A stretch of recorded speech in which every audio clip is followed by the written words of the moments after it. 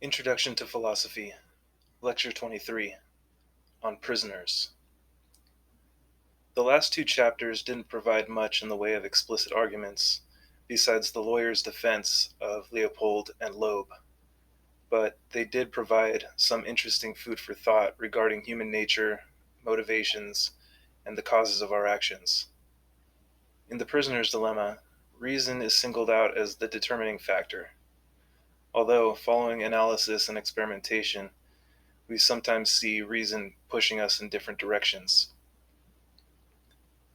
In the case of Leopold and Loeb, we see appeals to mental illness as the determining factor, contrasted with healthy function and human nature. Though I think the intended point of contrast here is that the explanations for the behavior in the first case depend on reason, while those of the second case depend on having no reason.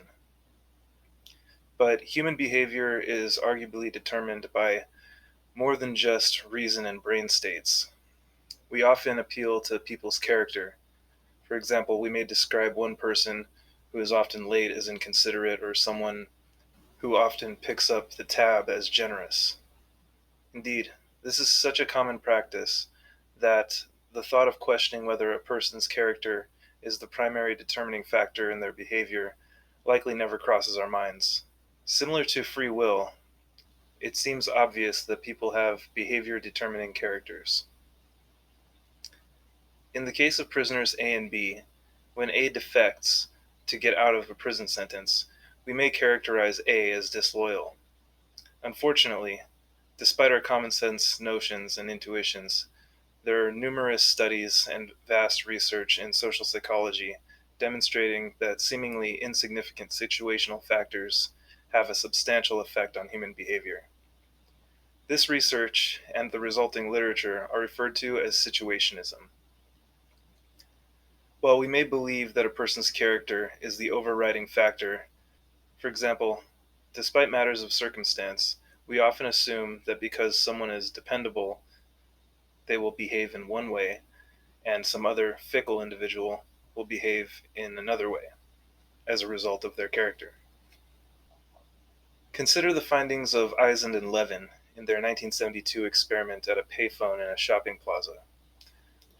Were a young passerby to drop a loose bundle of paperwork, say her magnum opus, we might ascribe such characterological terms as compassionate to someone who stops to aid her and alleviate her frantic scrambling to save her work from being trampled by a herd of shoppers. However, explaining behavior in terms of character turns out to be empirically unfounded. In their experiment, a random sample of payphone users encountered the opus-touting Confederate. Confederate in this context merely means someone who is a part of the experiment and knows what's going on. This random sample was divided in one way. Each payphone user either did or did not find a dime in the coin return. While only 13% of coin finders failed to help, 96% of non-coin finders failed to do so. She found a dime in the coin return makes more empirical sense as an explanation for the helpful behavior than she is a conscientious person. What's troubling is that the difference between an act of kindness that could have meant a great deal to a young lady in distress was the determinative impact of an insignificant event, namely, finding a dime. The explanation behind this, and a whole slew of relevantly similar studies, is that mood-affecting circumstances can have a powerful, and in this case, relatively disproportionate, impact on human functioning and behavior. While the implications of such studies are surprising, it is intuitive that mood would weigh heavily on our behavior. It may also be intuitive that the people around us have a determinative impact on our behavior as well. Where the intuition breaks, however, is that to have a disproportionate impact on our behavior, it really doesn't matter who is around us, and they don't necessarily have to be doing anything at all. For example, in a study where test subjects are asked to complete various forms while alone in a room, 75% would report to the administrators if something presumably dangerous were to occur, such as the room filling with smoke to the point that sore eyes and coughing occurred. However, if in the presence of a few unconcerned Confederates, the number of reporting subjects drops to 10%. Interestingly, and to make matters worse, if the test subject was in the presence of two other naive subjects, as opposed to the statistically expected 98% reporting the danger, only 38% did. The results of similar studies followed the same pattern. In some studies, the smoke variable was replaced with the recorded sound of a young lady being severely injured after leaving the testing room, and the trend continued with the same disturbing regularity. That a minuscule mood boost, or the apparently inoperative presence of others, can mean the difference between helping a young woman in distress or ignoring her, or acting out of self-preservation or the well-being of others by alerting them that the building may be on fire is disturbing. Beyond the socio-psychological phenomena of mood and group effects on behavior, another all too familiar fact of life with demonstrable determinative effects is schedule and time constraints. Consider the 1973 experiment conducted by Darley and Batson at the Princeton Theological Seminary, in which seminary students bound for life in the ministry were asked to complete questionnaires in one building and then to report to an adjacent building to give an oral presentation. The variable was the rate to which the examiner suggested urgency, namely that you're running late or high hurry, on schedule or medium hurry, or a little early, so low hurry. However, this information was not delivered coercively. The area of interest was between the two buildings in the test subject's path to the second part of the experiment. An apparently suffering Confederate of the study was slumped over in the alleyway. Of course, one who desires to live so selflessly and piously as to join the seminary must be of such a character that, were they not to stop and at least check on the suffering man, it would be surprising. After all, that's how people who are called to that life are, namely selfless, altruistic, and pious.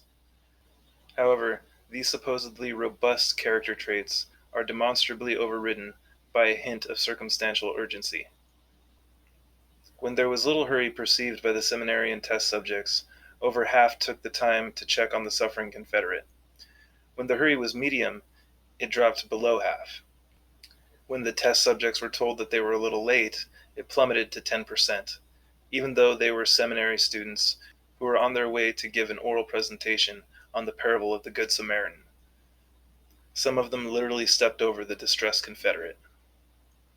That mood, other people, and time constraints play determinative roles in our behavior is, again, unsurprising if not expected. The situational triggers and the disproportionate extents to which all of these affect our behavior, however, is most surprising.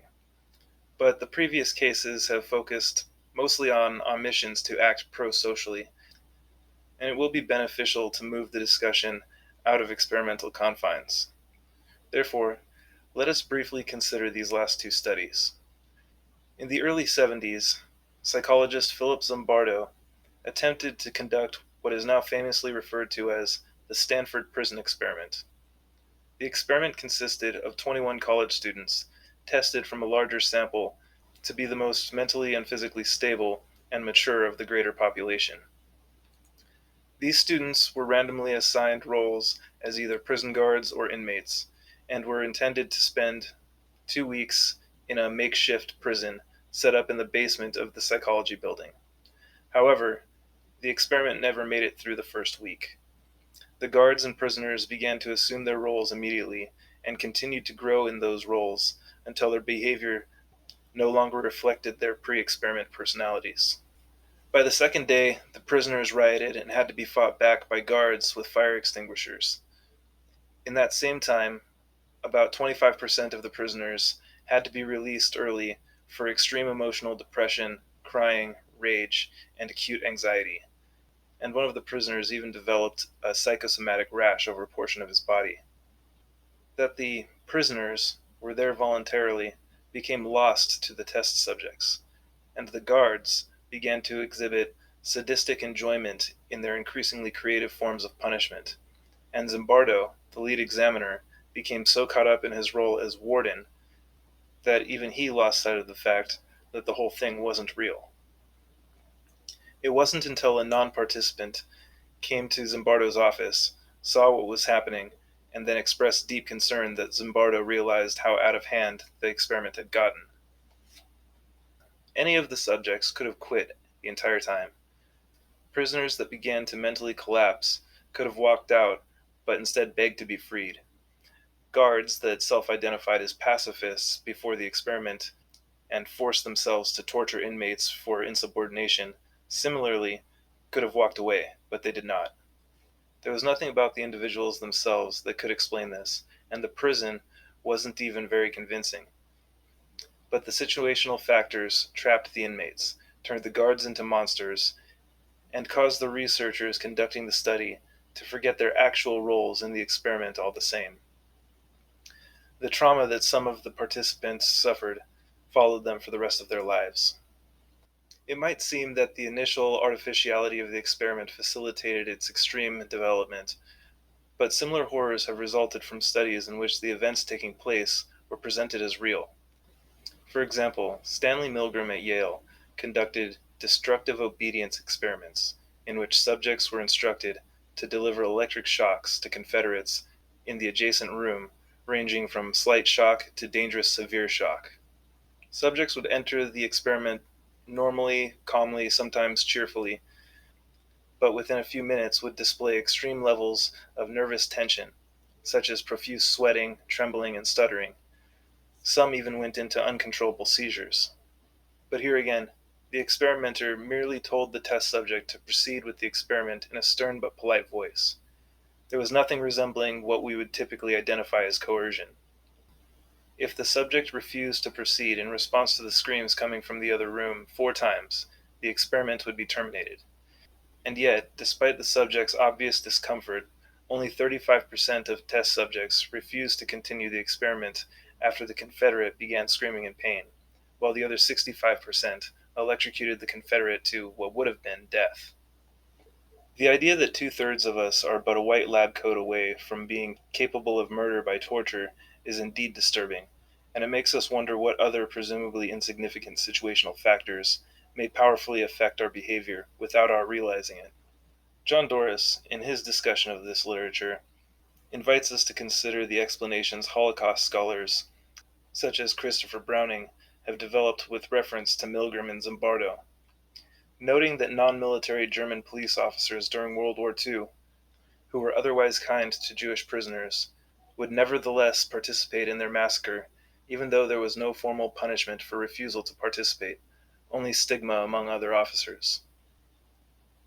It is easy to imagine that Nazi Germany would be a source for substantial situational factors weighing on the population's behavior.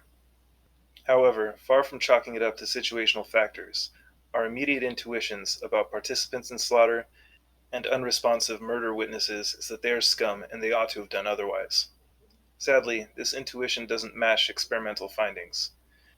Do the coin finders help because, by sheer chance, when the experiments take place, a dime happens to be planted only when a good person will use the phone next?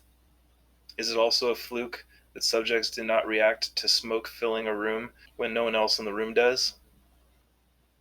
Do undergraduates just freeze when situations get out of control? And are 2/3 of us murderers? Empirically, the most likely explanations are that people tend to help when they find a dime. People tend to act when others do.